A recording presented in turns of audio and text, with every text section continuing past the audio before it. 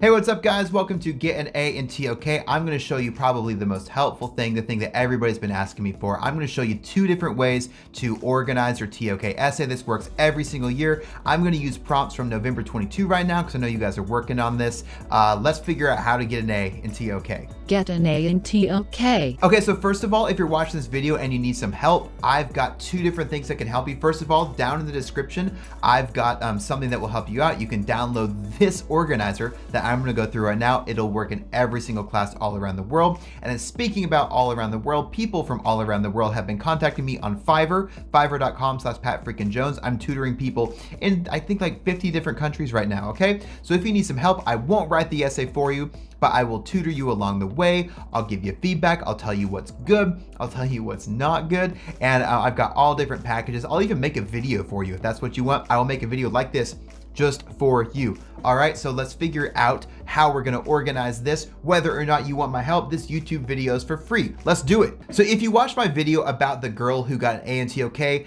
an IB 45 and went to Yale, this is the organizational structure that she used. I love this. This is what my school used to require. We don't need more, but this one works really well. So you've got your introduction, that's your first paragraph. Then you're gonna organize your paper in three different sections. You're gonna have your knowledge questions, and what you might call this is knowledge issues, okay?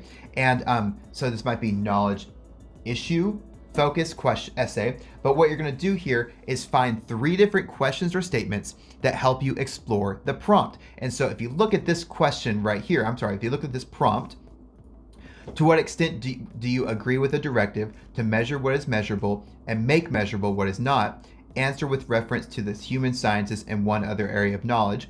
What you're going to do is find different ideas to explore the prompt with your two different AOKs. So perspective A might be human sciences, and then perspective B might be arts.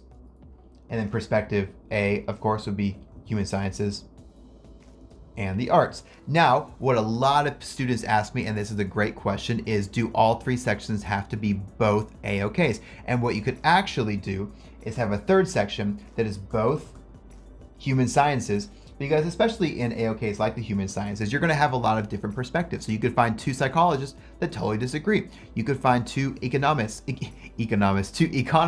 that completely disagree with each other, and that helps explore the question. So here's how it works. What you're gonna do, and I'm not going to put this in what you download, but please, I do wanna say, don't steal these from me. Don't use these. They're gonna go up on my website, getanaintok.com or toktutoring.com, and your teachers will find these and just bust you, and you don't wanna plagiarize on an external assessment like this, okay? So what you're gonna do is come up with three different questions. So for example, though measuring can increase accuracy, does it always increase certainty? So you can see here how this question is helping us explore this prompt. And that's what you want to do. You don't want to just answer it. You want to explore it. So we're going to bring in two different perspectives, one in the natural sciences, one in the human sciences, that was going to go in this first section. So I had human science and natural sciences there. So this could be a potential outline right here. Okay, so my first question is this, and I'm going to bring in two different perspectives. So the first perspective would be, a first way of answering this prompt might be, my question, we are more certain about the makeup of the universe because the James Webb and Hubble telescopes allowed us to measure what was previously immeasurable. So this certainty is helping us do certain things. So do I agree with it? I would say yes, and I would talk about what we can accomplish because we are now measuring the universe in ways that we never had before. But then I'm going to bring it up in the human sciences, a different perspective. And remember, a different perspective doesn't have to completely disagree. They just need to go in different directions, okay? So a human scientist might say this: those psychological tests based on Jungian teachings, such as the MBTI, measure behaviors and attitudes. We don't have a high level of certainty because of the subjectivity of tests and people's ability to adapt and change. So here, what this would help me do is say, though we can increase accuracy, does it increase certainty? So I would talk about how the MBTI can measure things that are not measurable, and it is very accurate, but how certain are we of that? So is it really good to have measurements in the human sciences? No, and that's what this point would do. But is it good to have measurements In the natural sciences, yes. And why? Because we're talking about how we do an increase in certainty.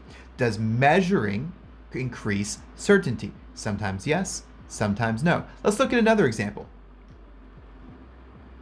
So sticking with the knowledge question or knowledge issue organization, let's look at this prompt from November 22. If the artist has freedom to interpret past events in ways that are denied to the historian, is this an asset or an obstacle to our understanding of the past? Discuss with references to the arts and history. So here's a knowledge question. How important is an accurate understanding of the past? This is cool. I love this. So what we might say here is we're looking at history. Primary sources such as Anne Frank's diary are considered most important in history because they provide the most accurate and potentially unbiased pieces of information. So what you can do here is you can say how important? Very important. And we know that it's very important in the AOK of history because we are obsessed with primary sources. But what you can also do is then look at it in the arts. The movie Lincoln by Spielberg was created out of reverence to Lincoln and took some liberties. But it brought his actions and importance to people who would not have read a book about him. Accuracy was less important than knowledge about him. So how important is accuracy and the understanding of the past? Well, Steven Spielberg might say it's not. So then we would then refer back to this. So we would say it's not an obstacle, that it's an asset because, hey, people all around the world are learning about Lincoln. So we're using this question right here to explore this prompt at the top. And this question is explored by two different perspectives based on these evidences. Based on this evidence. Let's look at one more.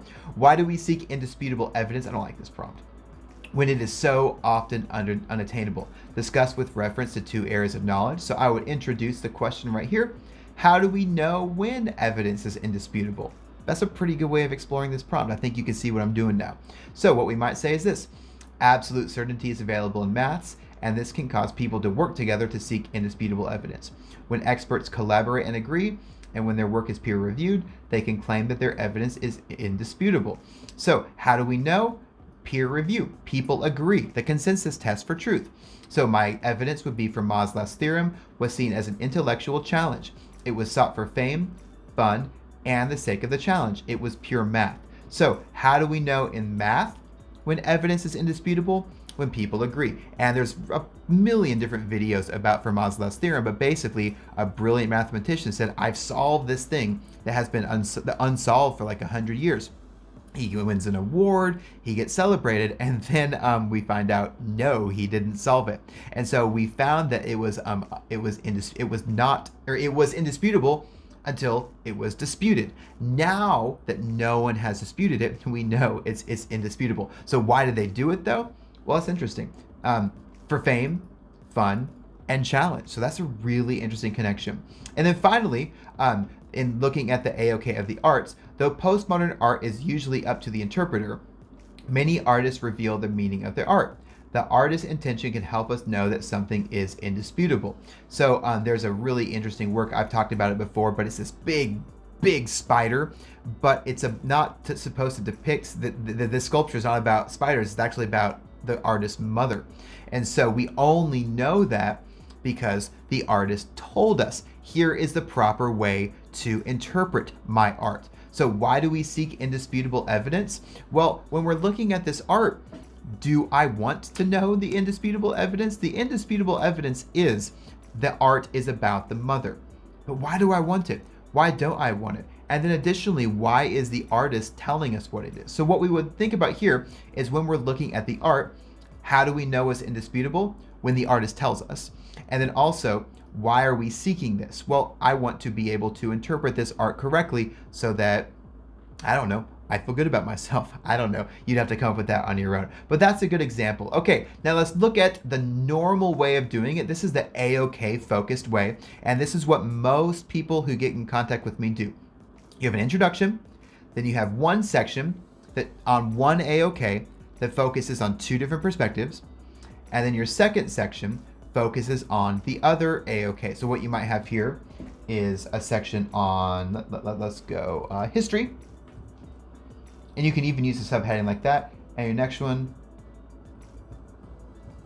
So you would have a history section with 2 points, and then a natural sciences section with 2 points. And this is what a lot of people do. This is the go-to way because it's really not that hard. But I will say this is not super strong. And it's not super strong because examiners are seeing 95% of the essays looking exactly like this. So if you really want to stand out, you can do the knowledge question one. You can have a section of comparison. You can do something a little bit different. But I would say if you are one of those students like my former student who is trying to get into Yale, you got to do something more than just a 4-paragraph TOK essay. So here's a couple of examples. Is it better to have questions that can't be answered or answers that can't be questioned? Discuss with reference to mathematics and one other area of knowledge. So what you could do here is you would introduce your section of math. So I'm going to bring up 2 different perspectives about math.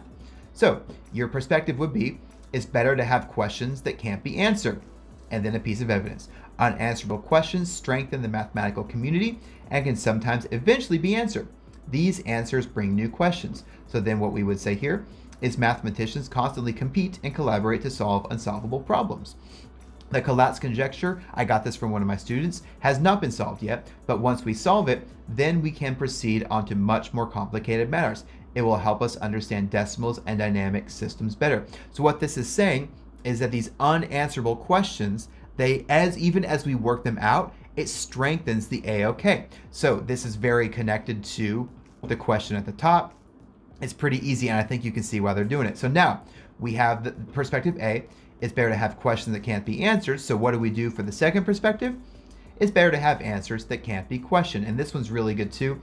We don't question the use of theoretical and imaginary numbers because they're useful. Pragmatic tests for truth. So we pragmatically use pi, an imaginary number, so they can't be proven. I didn't know that, because they help us get things done. They help with technology as well, something cybersecurity. So basically a lot of theoretical math things, and I'm not a mathematician at all. I'm on YouTube. A lot of things that we can't totally prove and might be called theoretical help us with encryption, cryptology, and cybersecurity. So we don't question those things because they're useful. You want one more? I know you do. Let's check this out. Prompt November 22, if pushed too far, open-mindedness can open-mindedness itself become restrictive? Discuss with reference to 2 areas of knowledge. So I'm going to talk about the arts. So one section would be about math. One section would be about the arts. And I like that because they're 2 very different AOKs. So perspective A, when anyone's interpretation is valid in the arts, it can restrict access to the work and create confusion. And I am the example for this. T.S. Eliot refused to provide notes or guidance for his poem, The Wasteland, because he wanted each person to interpret the difficult poem in their own way. That's being open-minded. But no one understood it. His publisher made him publish notes. He did them in Latin, so no one would understand it. When I read this in uni, I was confused. I was restricted because Eliot was open-minded and wanted me to be open-minded. And I hated it. I haven't taught this poem because I kind of want to know the proper ways of interpreting it from the poet. And he says, no, I will not tell you. So I'm restricted because of the mindset that all art is up to the interpreter. Kind of lame. Okay, now we're going to have the opposite. Open-mindedness is good. It can create a more loving and peaceful society. So in the movie Guess Who's Coming for Dinner, or To Dinner, I forget, Sidney Poitier starred in a movie that shocked some as it portrayed an interracial couple. While this was groundbreaking at the time, it paved the way for a more inclusive and racially diverse United States. And so what we're talking about here is the open-mindedness of the artist to create a work of art portraying this was very good. And so open-mindedness, therefore, is good, and it is not restrictive. So that would be when you push the open-mindedness, push it to an extreme in a culture that is so backwards they say 2 races can't marry. It's not restrictive. It's actually better. And so that's the 2 different ways that you can organize your TOK essay. There's a whole bunch more. I'm working on some other videos that's going to show some more unique ways. But if you want to look at these again, you can download the document here and just type in your own notes there. It'll work really well. If you need even more help, get in touch with me on Fiverr. I would love to help you out. Got lots of different price points, lots of different ways to help. We can even Zoom. All right. I hope TOK sucks a little bit less. I'll see you next time.